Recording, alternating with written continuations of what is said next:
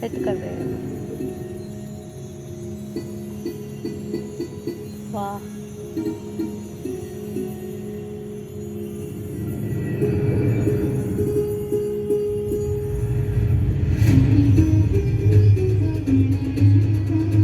क्या बात है।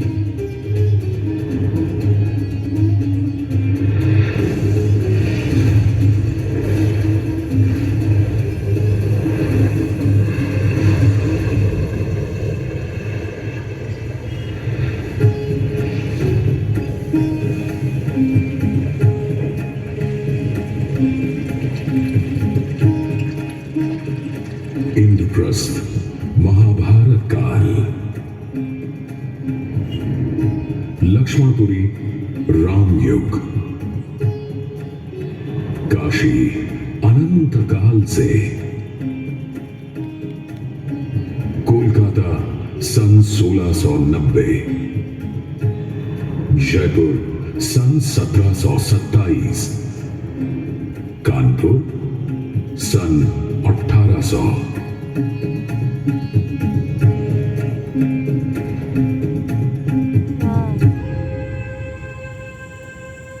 पुराण बताते हैं कि खांडव प्रस्थ के वन को साफ करके पांडवों ने इंद्रप्रस्थ बसाया था। और श्री राम ने अपने छोटे भाई लक्ष्मण को अपने अवध में ही गोमती के किनारे एक नया नगर बनाने का आशीर्वाद दिया था। यही लक्ष्मणपुरी आगे चलकर लखनऊ कहलाया। फिर काशी का तो कहना ही क्या। इस आनंद कानन में तो स्वयं भगवान शंकर पार्वती को लेकर वहां बसने चले आए थे।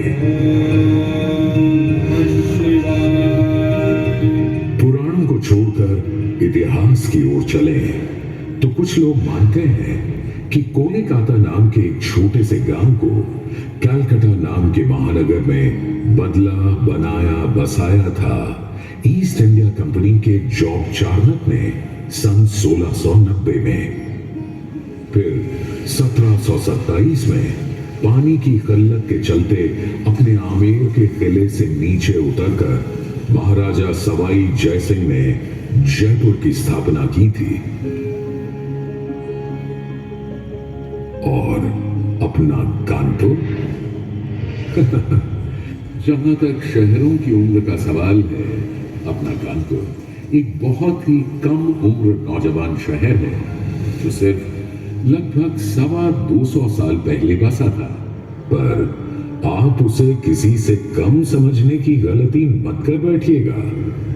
अगर आप इस नगर की जड़ों में जाएंगे तो आप यह भी कह सकते हैं कि अगर यह स्थान न होता तो शायद दुनिया में हम आप भी नहीं होते।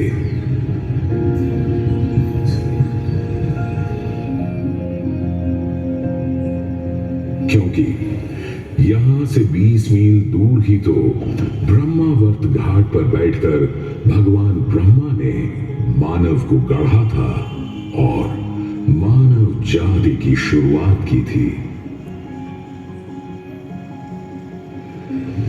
उस जगह जिसे आज हम बिठूर के नाम से जानते हैं, राजा उत्तानपाद के पुत्र ध्रुव ने एक टीले पर खड़े होकर ऐसा तप किया था कि दुनिया आज उसे ध्रुव तारे के रूप में देखती और जानती है।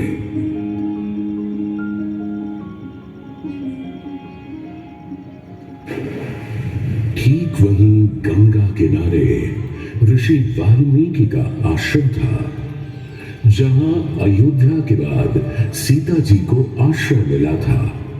वन देवी का नाम धर वे वहीं रहने लगी थी। श्री राम सीता जी के 2 पुत्र लव और कुश का जन्म भी वहीं हुआ था।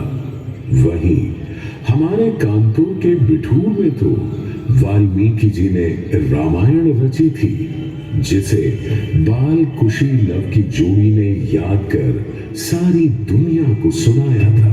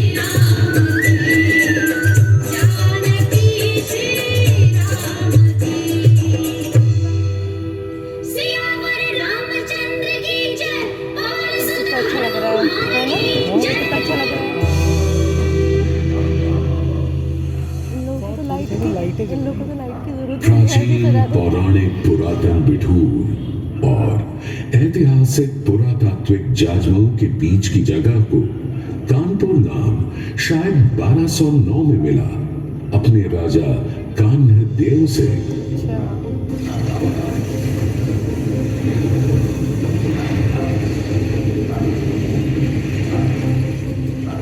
कान्ह देव से कान्हपुर, फिर कानेपुर और फिर कानपुर। पर तब इस छोटी सी बस्ती को कोई कोई ही जानता था। हाँ, लोग जानते थे तो सिर्फ यहां बहती पवित्र गंगा मैया को। गंगा जिसकी दिव्यता को देव दानव सब जानते हैं। गंगा जो मनुष्यों को उनकी भाव भावना के अनुसार भक्ति और मुक्ति देती है। गंगा जिसके चरण कमलों को हम सब नमन करते हैं।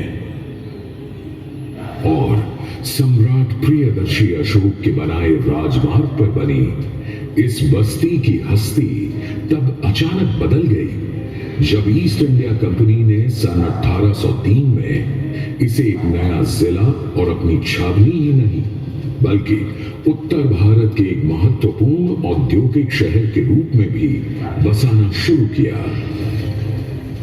देखते देखते कान्हपुर कानपुर बन गया और देश की पहली ऊनी कपड़ों की मिल यहां लग गई।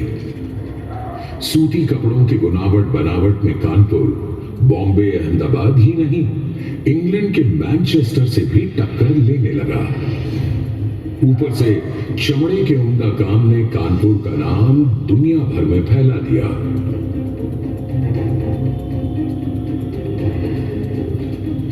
मगर मिलों में कपड़ा बनाकर अंग्रेज ईस्ट इंडिया कंपनी भारतीय किसानों को लूटने और कारीगरों कामगारों जुलाहों को बर्बाद करने में लगी थी। ऊपर से हर हिंदुस्तानी रवायत रिवाज रस्ते को खत्म करके सब पर बरतानी तौर तरीके लादने की कवायद अलग। यह सूरत बहुत दिन नहीं चलनी थी। यहीं से पैदा हुआ अंग्रेजों के विरुद्ध विद्रोह का पहला विप्लवी विस्फोट। सुनो भाइयों, कथा सुनो 57 की। कान खोलकर सुनो, कथा है क्रांति के पहले सावन की।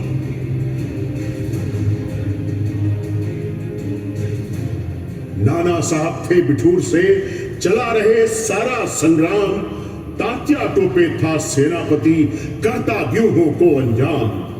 खान अजीमुल्ला लगे थे हर सहायता लाने में, अफगानिस्तान हो या हो रूस, सबको ही समझाने में। 27 जून को अंग्रेजों को भगा भगा कर मारा इतना, बना दिया नाना को पेशवा, पूरा किया पुराना सपना। जनरल हेवलक हुआ पराजित एक नहीं 2 बार, पर तीजी जब जंग हुई क्रांति की फौजें खाई पछाड़। फिर जनरल विंडम भी आया, करने लगा नए हमले। तात्या टोपे ने छोड़ा कब्बू जब हालात नहीं बदले। मैनावती लड़ी आखिर तक, जब तक नहीं हुई स्वाहा। देख अजीजन के तेवर, खुद हेवलक बोला था वाह वाह। पर हा दुर्भाग्य, भाग्य थे फूटे, ना सफल हुई वो पहली जंग। पर अंत समय आने तक थे सारे वीर बहादुर संग।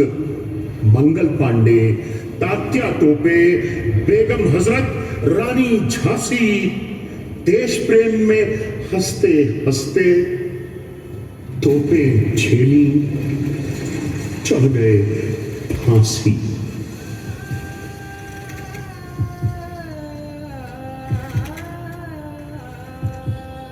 कानपुर से इलाहाबाद और लखनऊ से दिल्ली तक की शाहराह के सारे पेड़ों पर अब हिंदुस्तानी बहादुरों के मृत शरीर झूल रहे थे।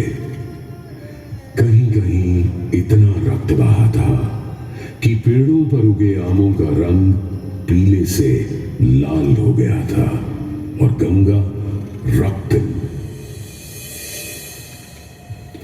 ये हिंदुस्तानियों की बहादुरी का सबूत था कि इतने अंग्रेज कानपुर के सती चौरा घाट पर हलाक हुए कि अंग्रेजी इतिहासकारों ने उस घाट का नाम ही मैसेकर या कातिल घाट रख दिया था।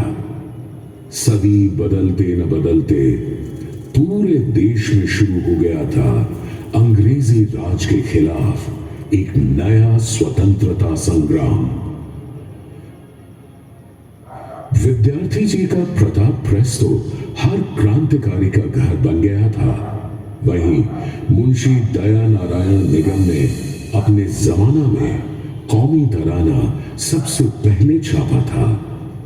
सारे जहां से अच्छा हिंदुस्तान हमारा।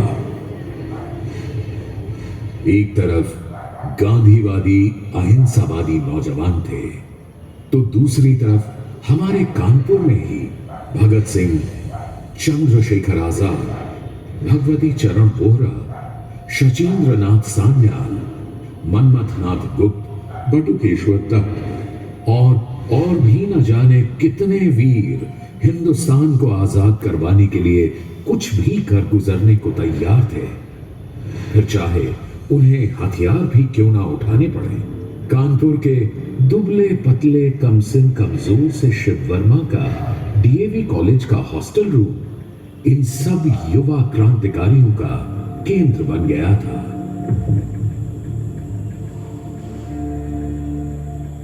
आखिरी शब्द दीद के काबिल थी बिस्मिल की तड़प। सुबह दम कोई अगर पालाए पाम आया तो क्या। राम प्रसाद बिस्मिल ने हम सबको पैगाम नहीं धिक्कार का थप्पड़ भेजा है। कुछ भी करके हमें उन्हें लखनऊ जेल से छुड़वाना ही होगा। हमारा पिछला मिशन भी नाकाम रहा था, बल्कि उसके बाद से तो और पहरा बढ़ा दिया है अंग्रेजों ने काकोरी एक्शन वालों पर। मुझे तो बस बता दो करना क्या है। ये बम बनाने का सामान और तरकीब है। अगर हमने बम बना लिया तो जेल की दीवार को तोड़कर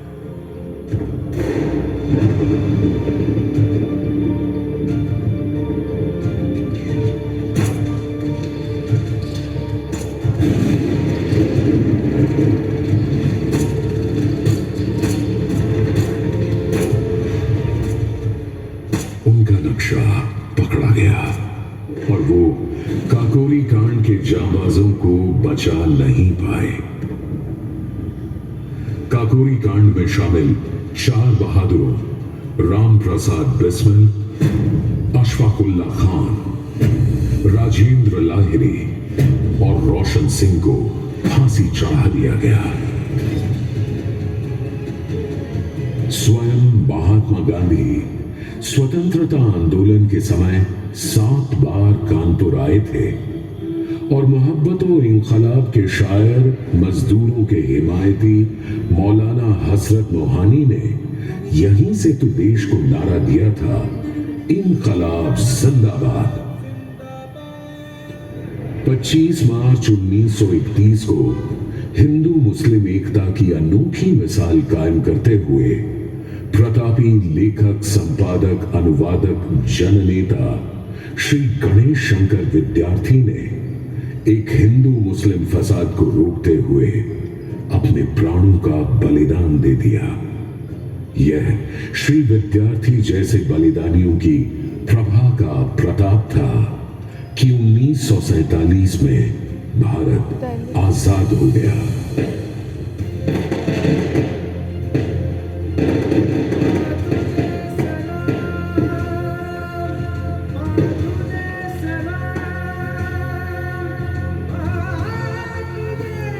बहुत मच्छर है नहीं?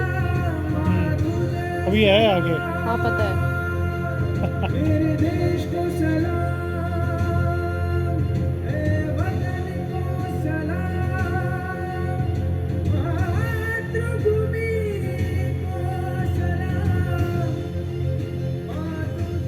अंग्रेजों के भारत से जाने और देश की स्वतंत्रता के बाद भी कानपुर अपनी एक अलग राह बनाता रहा।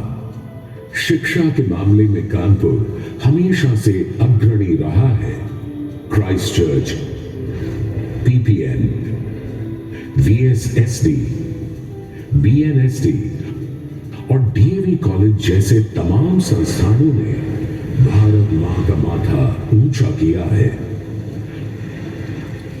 देश और दुनिया को एकात्म मानववाद या इंटेग्रल ह्यूमनिज्म का सिद्धांत और संस्कार देने वाले पंडित दीनदयाल उपाध्याय ने कानपुर सनातन धर्म कॉलेज से ही स्नातक की शिक्षा प्राप्त की थी और डीएवी कॉलेज कदाचित संसार का अकेला ऐसा कॉलेज होगा जहां से किसी देश के प्रधानमंत्री और राष्ट्रपति दोनों बने हों। जब देश में नए 5 प्रौद्योगिकी संस्थान बने तो कानपुर में नींव डाली गई आईआईटी की, जो भारत ही नहीं सारी दुनिया के लिए कल्याणकारी सिद्ध हो रहा है। तांत्रिकी में HBTI, वस्त्रों के लिए टेक्सटाइल इंस्टीट्यूट, चमड़े के लिए लेदर रिसर्च इंस्टीट्यूट और चिकित्सा के लिए गणेश शंकर विद्यार्थी मेडिकल कॉलेज अपने अपने क्षेत्रों को बढ़ावा दे रहे हैं। यहां की Chandrashekhar Azad university of agriculture और दलहन संस्थान किसानों का जीवन बेहतर बनाने में रत है।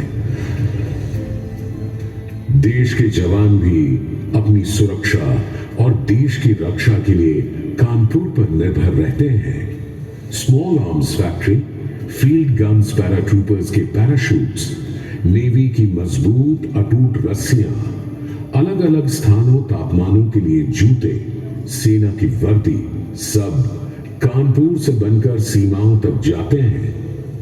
आर्मी के लिए हमने तो अपने शहर में एक और शहर बना लिया है, अरमापुर। कानपुर के औद्योगिक घरानों ने अपने शहर को बनाया और बढ़ाया है ही। इनमें से बहुत से घरानों ने कानपुर को बहुत ही नवीन पर प्राचीन भक्ति में रचे बसे मंदिर भी दिए। हमारा कानपुर लोक नाट्य नौटंकी का बहुत खास स्थान रहा है।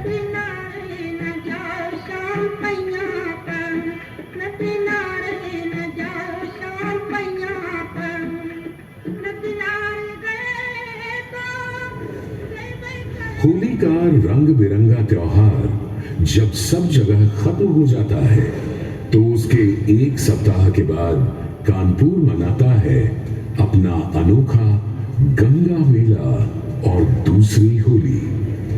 इसी तरह कानपुर वालों की मस्त चाल और कनपुरिया भौकाल की भी क्या बात है। खाने पीने में भी कानपुर का कोई जवाब नहीं। आज सरकार की नई नीतियों के चलते कानपुर एक नए उत्साह के साथ एक नए युग में कदम रखने को आतुर है। आज कानपुर देश का 8वां और उत्तर प्रदेश का सबसे बड़ा स्मार्ट सिटी है। स्मार्ट सिटी कानपुर ने मेट्रो रेल, विद्युत बस, गंगा बैराज जैसी नई सहूलियतें दी हैं तो पुराने ग्रीन पार्क को नवीली धज। स्मार्ट सिटी बनाने से कानपुर के नागरिकों को सुविधा के साथ सम्मान और स्वाभिमान भी मिला है। विकास की ओर उन्नत और विकास के लिए उद्यत जनधन देने वाले इस पुर, इस नवीन और पुरातन नगर संस्कृति के साथ आइए हम आप भी कदम से कदम मिलाकर चलने की कसम उठाएं। तभी तो बनेगा एक नया कानपुर, नया स्मार्ट सिटी, नया उत्तर प्रदेश, नया भारत देश।